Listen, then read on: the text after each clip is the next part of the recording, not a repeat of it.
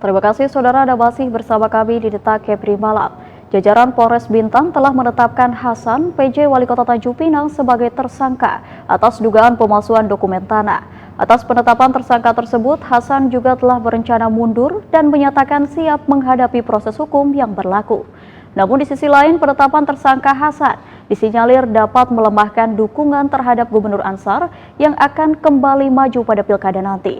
Lalu seperti apa pandangan politisi Golkar Kota Tanjung Pinang atas penetapan Hasan sebagai tersangka tersebut? Saat ini kami telah terhubung dengan anggota DPRD Tanjung Pinang yang juga politisi Partai Golkar Novaliandri Fathir. Selamat malam Pak Fathir. Selamat malam. Terima kasih telah bersedia bersama kami di Detak Kepri, Pak. Siap. Selamat malam pemirsa Detak Ya, TV. Pak Fathir, bagaimana Anda melihat kasus ini? Apakah ini murni penegakan hukum atau ada muatan politisnya? Ya, kita masih menduga praduga tak bersalah, yang mana seusai ditetapkan sebagai tersangka Pak PJ, tapi sampai hari ini belum ada surat resmi ke DPRD Kota Tanjung Pinang. Jadi artinya mungkin roda pemerintahan sampai hari ini masih dilaksanakan oleh Pak PJ, Pak Hasan.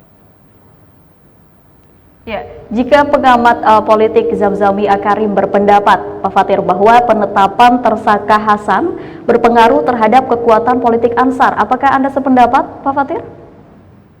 Saya rasa tidak sependapat karena Pak PJ, yaitu Pak Hasan, bukan merupakan seorang politisi ya.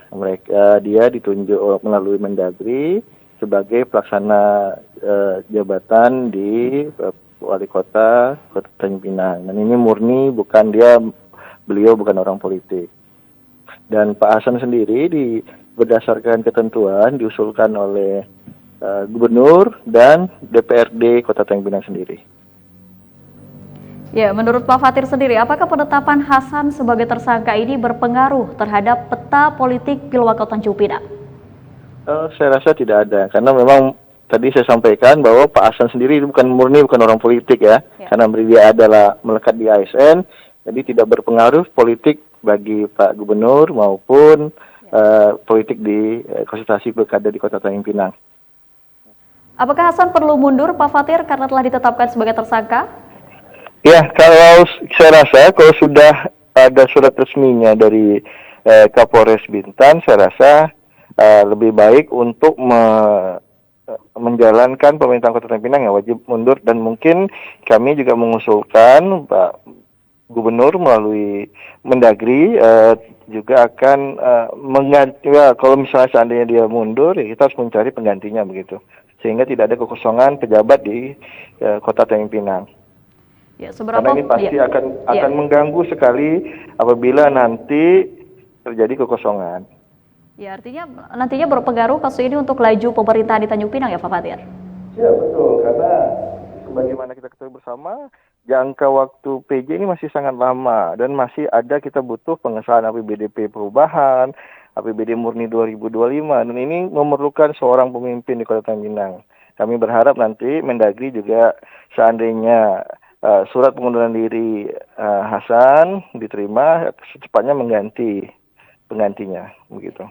Lalu kapan waktu yang tepat, Pak Fathir, untuk pergantian PJ ini?